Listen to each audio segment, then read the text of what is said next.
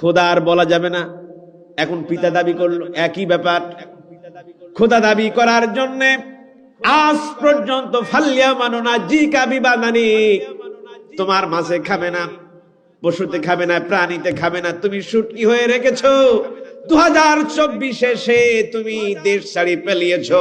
শিক্ষা নাও, ফিরাউনের যে অবস্থা হয়েছিল খোদা দাবি করার জন্য, ফিরাউনের যে অবস্থা হয়েছিল পিতা দাবি করার জন্য, সেই অবস্থা আল্লাহ পাক তোমাকে করে ছাড়বে। আমার কথা, কার কথা বললাম?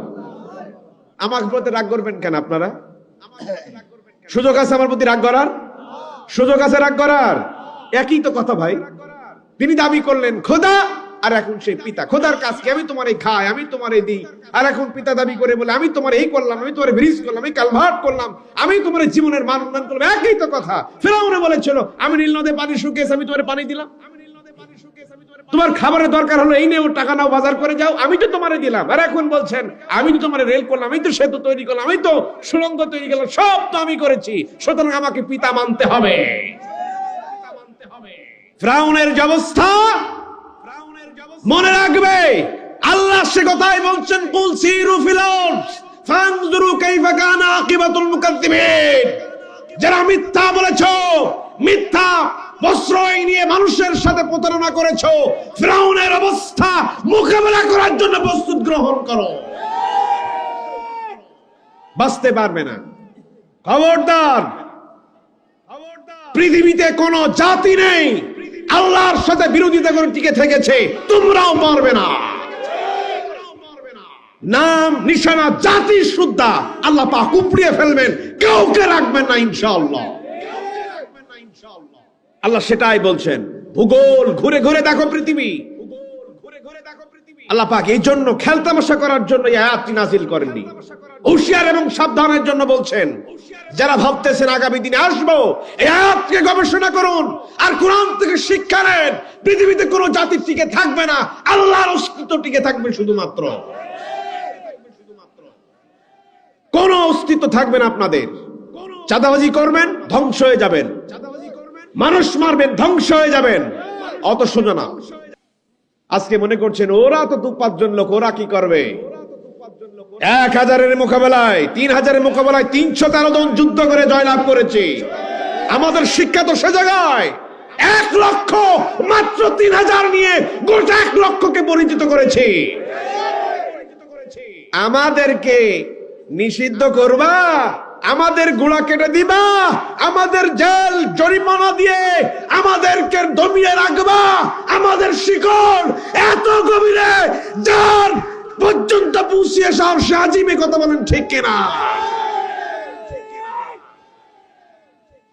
আমাদের শিকড় যদি কাটতে হয় আর সে আজিম পর্যন্ত পৌঁছাতে হবে, কথা ঠিক কিনা? এত সহজ নয়। মনে রেখো, সৈন্যবল কত আছে এটা আমরা পরিচয় দিই না। আমাদের শক্তি কত আছে এটা আমাদের দেখার বিষয় নয়। আমাদের গোলাবারুদ কত আছে এটা আমাদের দেখার বিষয় নয়। আমাদের লোকবল কত আছে এটা দেখার বিষয় নয়। আগ্নেয়াস্ত্র কত আছে আমাদের দেখার বিষয় নয়। গোলাবারুদ কত আছে এটা আমাদের দেখার বিষয় নয়। শুধুমাত্র দেখার বিষয় আল্লাহর অস্তিত্ব বুকে কতটা ধারণ করেছি, কথা ঠিক কিনা? পৃথিবীর কোন গোলাবারুদ থেকে ভয় করি না, পৃথিবীর কোন অস্ত্রকে ভয় করি না, পৃথিবীর কোন ফাঁসির মঞ্চকে ভয় করি না, শুধুমাত্র ভয় করি লাখে, কথা ঠিক কিনা? এই জন্যই আল্লাহ রাব্বুল আলামিন বলছেন কুল সিরু ফিল আরদ। পৃথিবীকে ঘুরে ঘুরে দেখো, তোমাদের মতো কত জাতিকে আমি ধ্বংস করেছি, ভুলে যাও। আবার সাধারণ জনগণের প্রতি গুলি চালাবে, এই কথা তোমরা ভুলে যাও। কাউকে বাঁচতে দেয়নি, সবাইকে ধ্বংস করেছেন আল্লাহ পাক।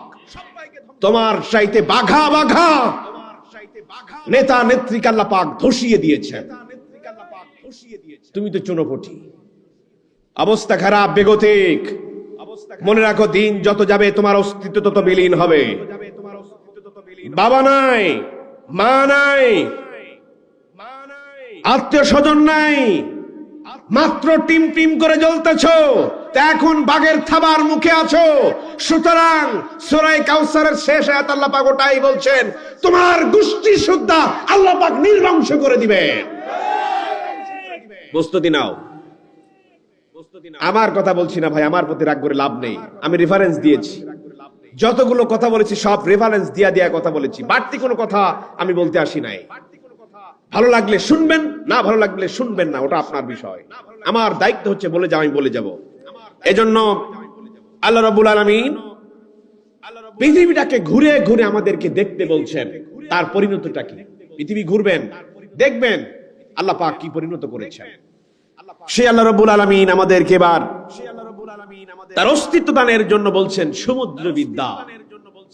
সমুদ্রে আমি কি রেখেছি তোমরা তো চোখে দেখো না, শুধু লঞ্চেই ওঠো আর স্টিমারে চলে নদী পার হও। ওখানে আমি কি রেখেছি তোমরা তো তা চোখে পড়ে না তোমাদের। আল্লাহ পাক বলছেন, মারাজাল বাহরাইনি ইয়ালতাকিয়ান বাইনাহুমা বারযাখুন লা ইয়াবগিয়ান। পাশাপাশি দুটি দরিয়া